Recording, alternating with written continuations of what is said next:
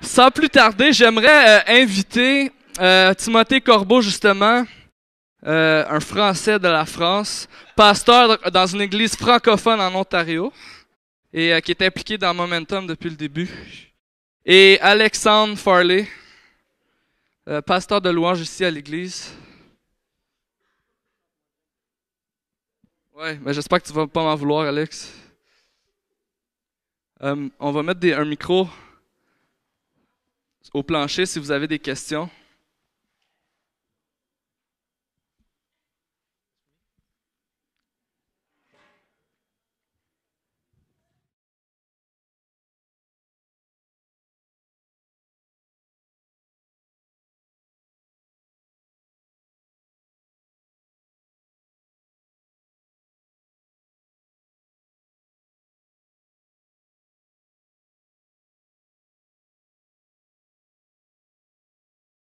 All right. Bon. Pas trop certain. Bon.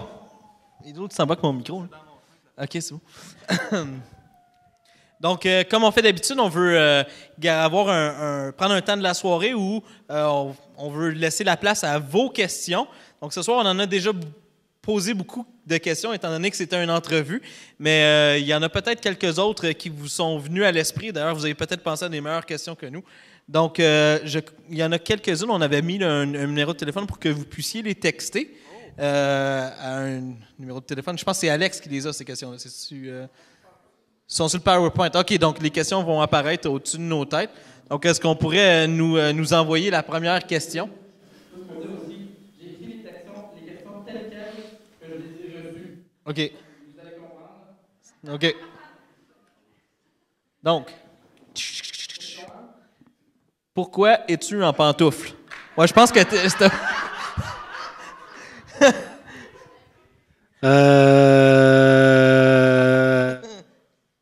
Si je réponds, est-ce que j'ai un prix, moi aussi? Ça fait longtemps que je porte des pantoufles on the stage parce que it makes me feel comfortable and at home. Parce que quand je suis nerveux, quand je veux faire une prestation, d'habitude, la première chose qui arrive, c'est que ça sèche dans la gorge. Je perds tout, all fluid. Là, je peux pas chanter. Fait que, un soir, j'ai fait un spectacle. Puis j'étais comme, oh man, j'étais tanné de toujours être confortable chez nous quand je joue la guitare dans ma chambre, dans le salon, puis ça va bien. Là, je dis, like, if only they could see me now. Puis là, je m'en vais en avant du monde, puis je suis tout stressé, puis c'est pas la même chose. Je suis pas dans mon élément, puis je voulais juste amener un élément parce que je veux que les gens se sentent confortables, que je me sens confortable.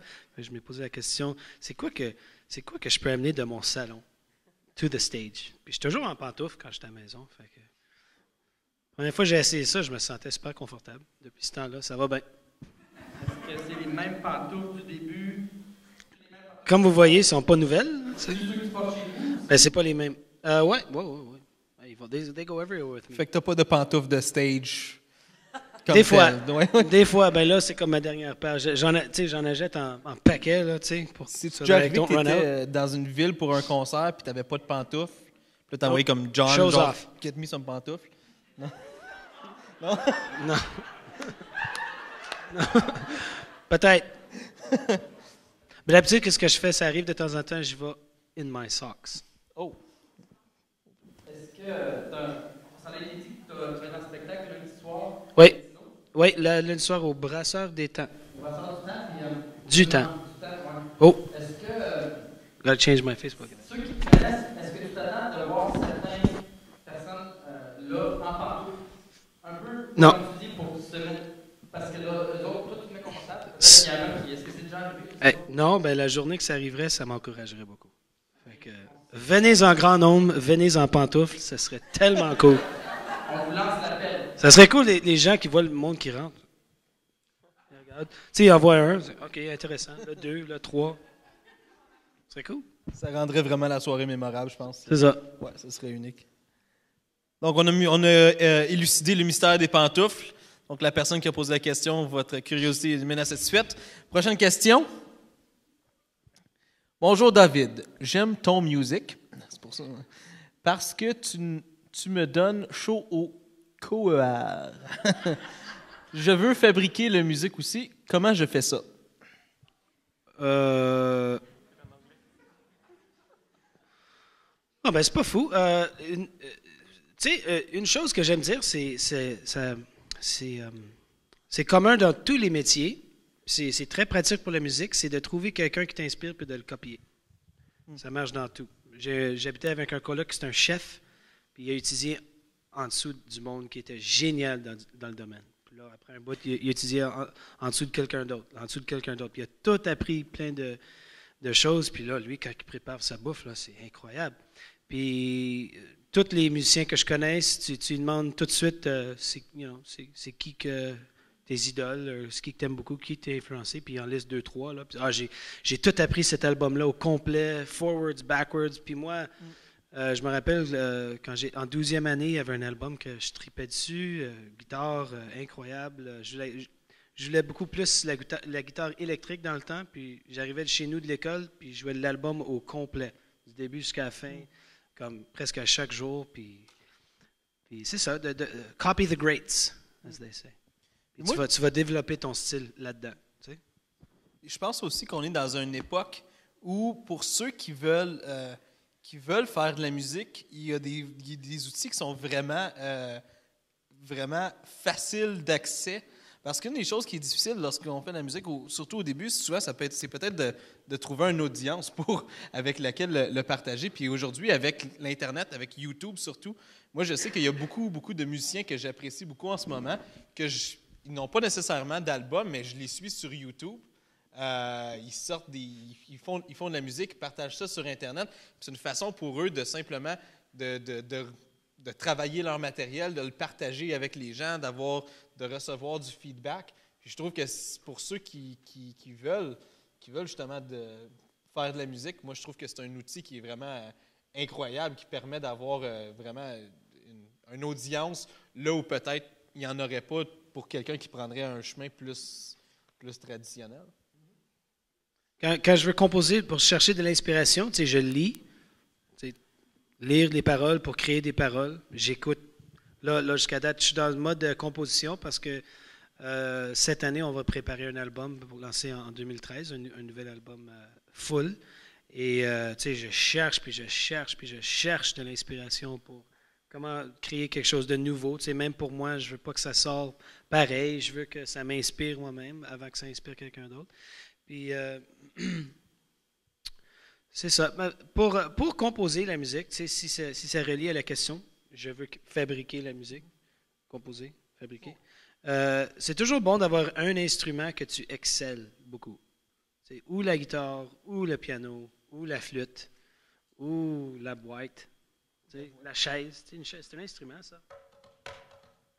Juste de vraiment exceller pour que tu puisses communiquer. Parce que des fois, même la guitare, ça me dérange parce que je veux améliorer, je veux aller beaucoup plus loin dans la guitare parce que je veux m'exprimer, puis je me sens comme bloqué parce que j'ai plus d'idées.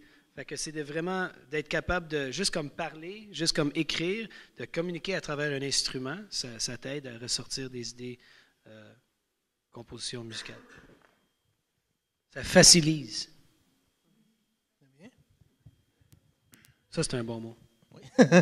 Comme plutonium. Ça, c'est un bon mot. Ça, c'est un bon. Tu l'as déjà utilisé dans une de tes chansons? No, that's a good challenge. Ouais. Write a song about plutonium. J'achète ton prochain album. Je vais vérifier. Je vais aller lire. All right. OK, on peut passer à la prochaine question. Salut Dave. Qu'est-ce que tu manges pour ton déjeuner? Est-ce que tu le recommanderais aux autres? Ah! Pas toujours.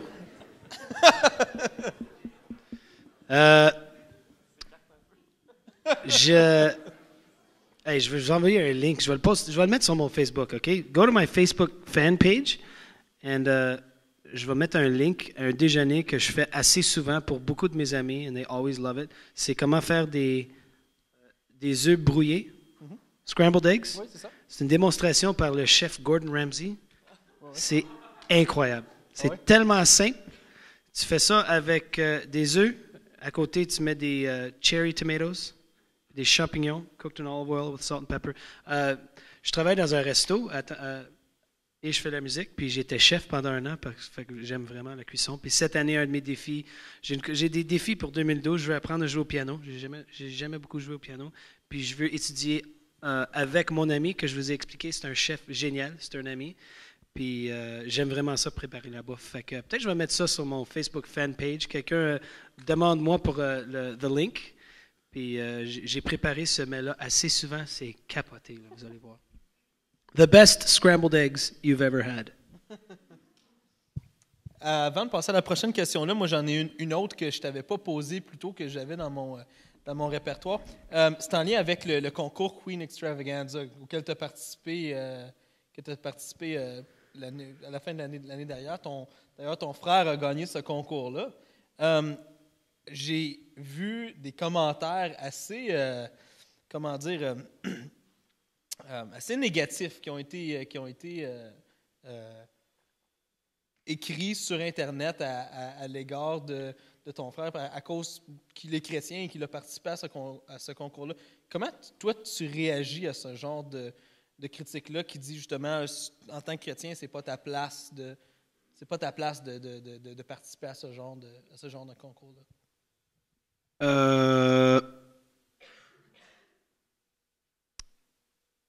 Ben écoute, moi beaucoup de fois dans ma vie, j'ai mis Dieu dans une petite boîte, puis ça, au lieu de penser que peut-être Dieu peut utiliser tout ça pour toucher du monde, de penser que c'est une trahison, it's like some sort of treason. C'est ça, tu sais, Dieu peut faire assez de choses incroyables à travers de ça. C'est pas mal un témoignage que la personne qui était choisie, c'est un chrétien. C'est incroyable. C'est un Québécois aussi. Hey! Oui. Yeah, Québec. Puis ouais, je sais pas, ça reflète pas le Dieu que je connais. Puis je sais que sur YouTube, souvent, tu sais, je me décourage souvent quand le monde il met des commentaires sur ma musique, sur mes auditions, sur The Queen Thing. Puis, hey, c'est des gens qui sortent pas de leur maison souvent, tu sais, ils sont assis là, puis ils mettent juste des commentaires sur tout le monde. Puis, des fois, c'est juste simplement la réponse, c'est get out and do something. Tu sais, il fait quelque chose, il travaille fort. C'est un chanteur avec un talent que c'est dur à comparer, là, sa voix, c'est incroyable. Il a mis des vidéos de lui en train de chanter de l'opéra. Puis il était choisi à faire une chanson dans une grosse prestation avec un orchestre derrière. Puis il y a vraiment un don, la manière qu'il chante. Puis on ne sait jamais comment ça pourrait toucher le monde. Puis, ben ouais, c'est ça. Comme je disais que des fois, je mets Dieu dans une boîte. Puis à chaque fois que dans mes épreuves, que je me décourage, que je me sens découragé à cause de whatever se passe dans ma vie, Dieu, là, il me surprend toujours par sa grâce. Sa grâce, là, je vais dire que j'ai compris la grâce quand j'ai décidé à suivre Jésus. Suivre Jésus avec ma vie, ça, c'est une grosse chose à dire. C'est que ça veut dire suivre Jésus, tu sais, dans tout ce que tu fais, la manière que tu vis. Mais quand j'ai décidé à suivre Jésus, je pense que j'ai compris c'est quoi la grâce de Dieu. Mais à chaque jour, à chaque rencontre que j'ai avec Dieu, il me surprend avec un amour qui est juste tellement profond. Puis c'est vraiment dur à voir c'est quoi son plan là-dedans. Ben, je sais que mon frère, il aime le Seigneur, puis il a toujours ça en tête dans tout ce qu'il fait. Puis son cœur, c'est tellement d'honorer Dieu dans tout ce qu'il fait que là, on est béni que c'est quelqu'un comme ça qui a eu cette opportunité-là. Puis je suis juste hâte à voir ce qui va arriver. En même temps, je sais qu'il y en a des épreuves à travers de ça, mais he ain't gonna give up. Yo. Je veux juste réagir. J'ai suivi un petit peu les auditions aussi pour Queen Thing, comme tu dis. Puis une chose que j'ai appréciée avec Marc, c'est que quand on est artiste, quand ça va bien, à un moment donné ou à un autre, ça nous donne une certaine plateforme médiatique, une certaine visibilité en dehors du message qui est transmis à travers, que ce soit la musique ou les films ou quels que soient les arts dans lesquels on évolue. Puis j'ai aimé la réponse de Marc quand les journalistes lui demandaient sa vision sur tout ça, le même genre de questions que Pierre-Étienne a posé. Puis quand il a eu l'occasion, quand il avait le micro devant lui, il a clairement expliqué son identité aussi en tant que chrétien.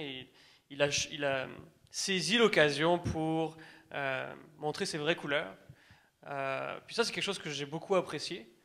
Et puis comme je disais à David plus tôt aussi, quand toi, tu as eu l'occasion, puis que tu as eu le micro devant toi, puis qu'on t'a posé des questions, tu as été franc, pas juste seulement en termes d'artiste authentique, mais aussi en tant que chrétien. Puis ça, c'est quelque chose que je valorise beaucoup, que j'apprécie quand les artistes, quand ils ont la plateforme qui leur est présentée, une certaine écoute, quand l'occasion le permet de l'utiliser aussi, non pas juste pour une promotion personnelle artistique, mais pour faire savoir qu'en arrière de l'artiste, il y a un chrétien. Puis ça, c'est très... ça a beaucoup de valeur à mes yeux. C'est mon commentaire.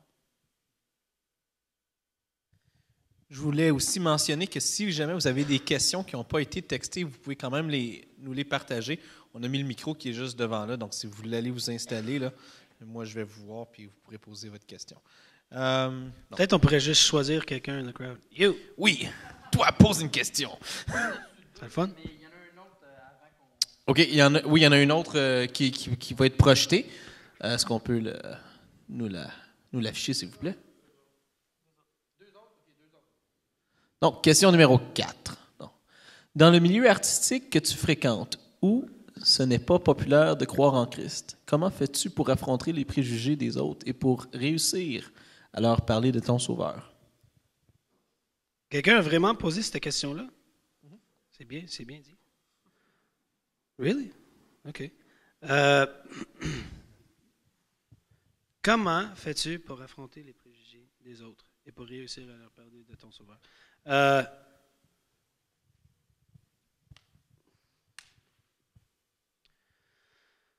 Oh boy, j'ai pas de formule. Puis peut-être des fois, je me ressens que ça arrive assez rarement. Parce que, pour plein de raisons, comment souvent, quand je suis entouré de mes amis, chrétiens, non chrétiens, est-ce que je cherche à les parler de Jésus? Les opportunités se présentent. Souvent, c'est dans une question de style de vie. On n'est pas d'accord avec un certain style de vie, avec une certaine manière de je sais pas. Puis, comme que je dis que je pense que vivre en tant que chrétien, c'est assez contre-culturel. Puis des fois, on n'essaye même pas trop fort, mais les gens, ils s'aperçoivent puis ils te posent des questions. Puis je respecte la relation que j'ai en temps avec mes musiciens. Puis quand on a la chance, ils savent qui je suis.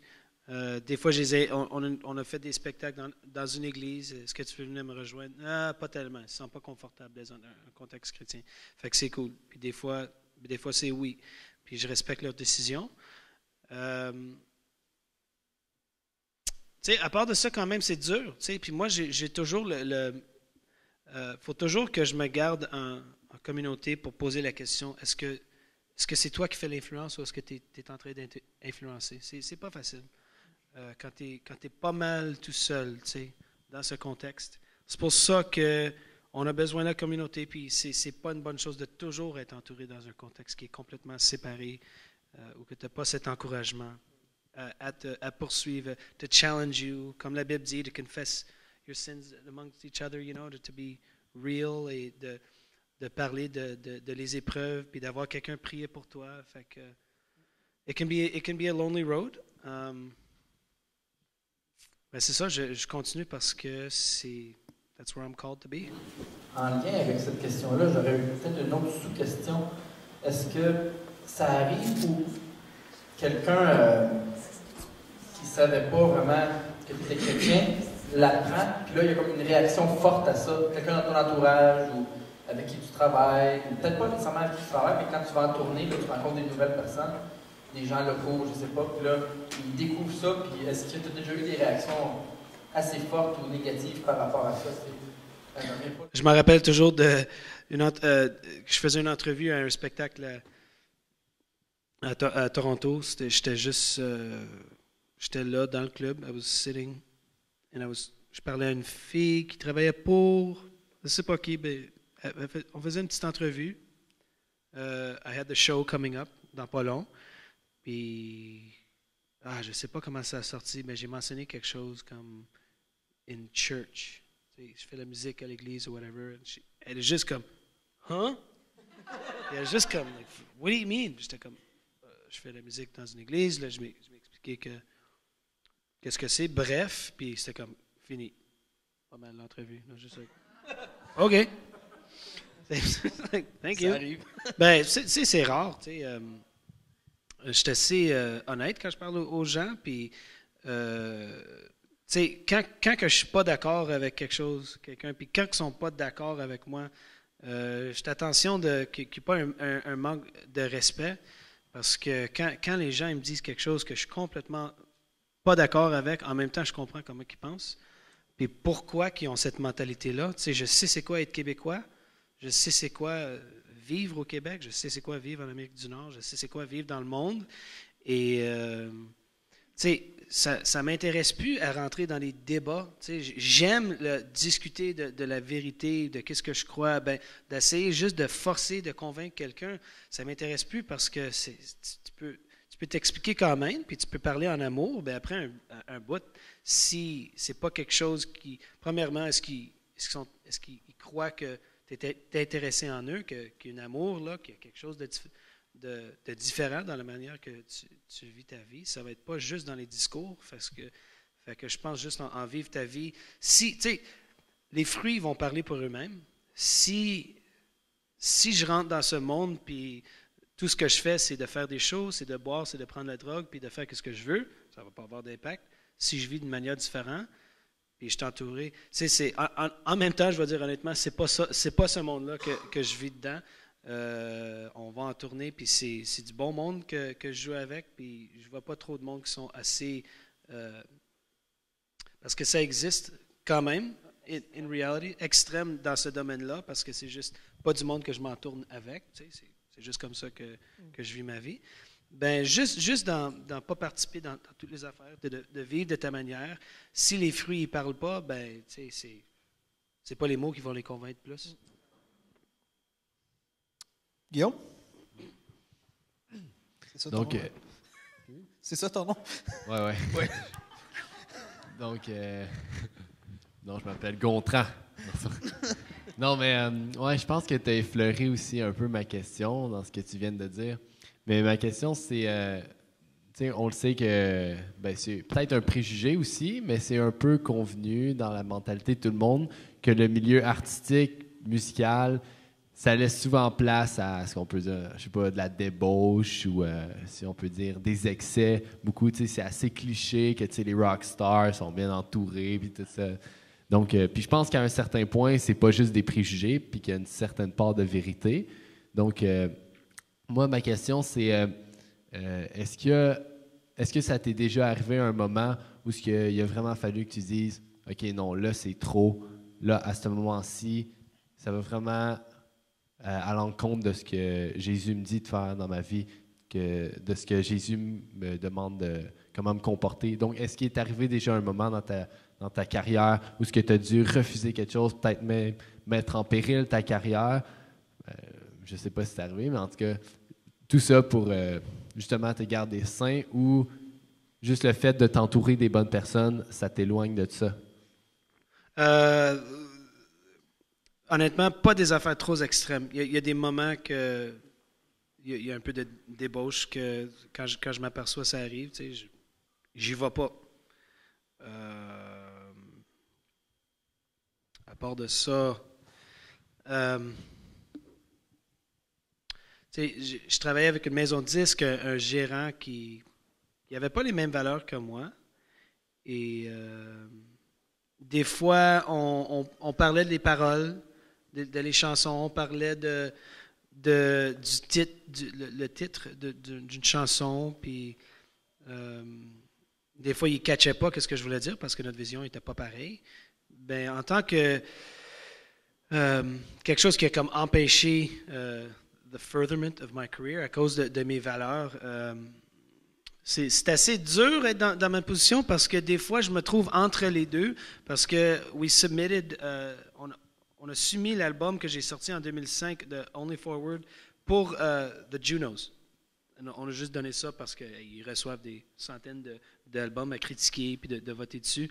Puis je pense que la personne qui l'a soumis, qui travaillait pour la maison de disques, l'a soumis à the Christian category, and they just listened to it, puis on dit, c'est pas un album chrétien, ça.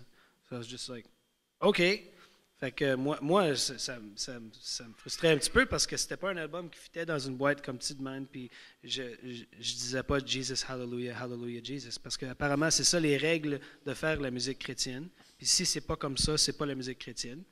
Fait que, j'ai travaillé avec tellement d'artistes dans le domaine chrétien aussi, parce que je travaille avec... des fois, je fais des projets, je fais des vocales, je fais des arrangements pour des artistes au Québec. Si quelqu'un m'appelle et ils veulent que je travaille avec eux autres sur leur projet, si j'ai le temps, ça m'intéresse toujours. Des fois, j'aime la musique, des fois, j'aime pas ça du tout. Puis quand j'aime pas ça, ça m'inspire un peu plus parce que it's a challenge.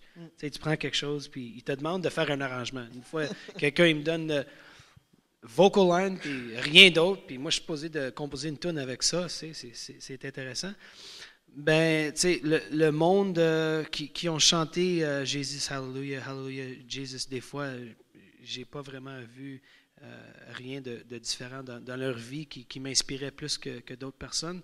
Fait que la catégorie musique séculière, la musique chrétienne, c'est juste quelque chose that I don't relate to. Puis je pense que la musique honnête, comme je dis, qui reflète la personne, le fruit de leur vie, c'est ça qui compte. Puis j'essaie d'encourager le monde à s'éloigner de la musique ou whatever qui sort, it's so obvious que c'est juste fait à propos d'un formulaire qui existe pendant des années.